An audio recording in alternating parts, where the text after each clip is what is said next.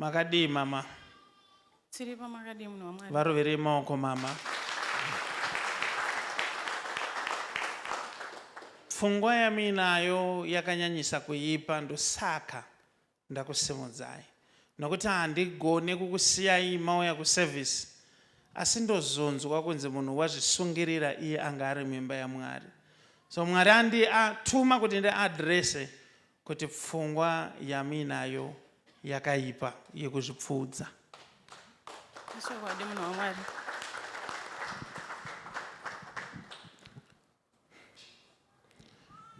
Now, dzimwe nguva chinoita kuti munhu afunge pakuzvipfuudza kana kufunga zvakaipa inyaya yekuti nyaya yake angofa nayo. Kana paine chinhu chakunetsa ndinokurudzira munhu kuti zviri nani to share. Nokuti paunoshare kunoburitsa zvakawanda. Mazvinzwa? Makasunoka kutaura nenere mama? Chokwadi. Handimanzwa kuti live izvozvi regai tichibata nyaya dzavo. Imimi sekuru ava hamuna kuvaziva here? Pekutanga handina kuvaziva. Hamuna kuvaziva? Chokwadi. Mama kanwa? Handizivi Prophet, chadzimira chaizvo. Ndakatozivaziva chatopedza.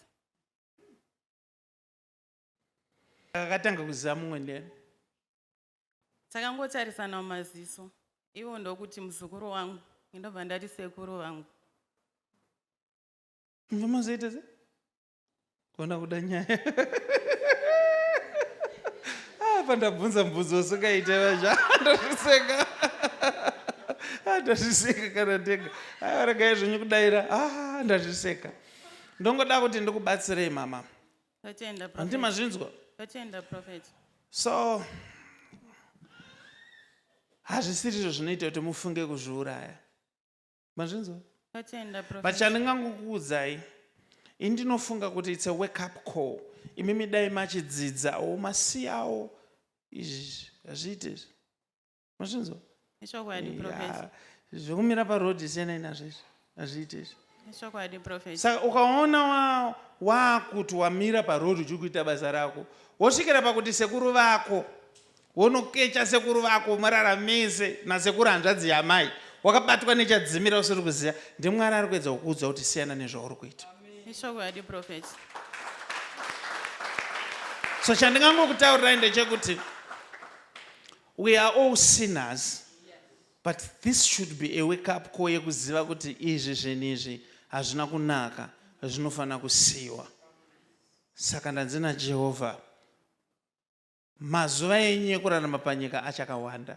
Uye future yenyu handisi kuiona muno munyika yeZimbabwe, ndiri kuiona kunyika yeSouth Africa. Kureva kuti Mwari varida kuti muende kunyika iyoyo, munotanga upenyu hwenyu, muchiita upenyu hwenyu, Mwari achakuropafadzai nekusingaperi. Ndotenda Prophet. Endai munogara zvenyu.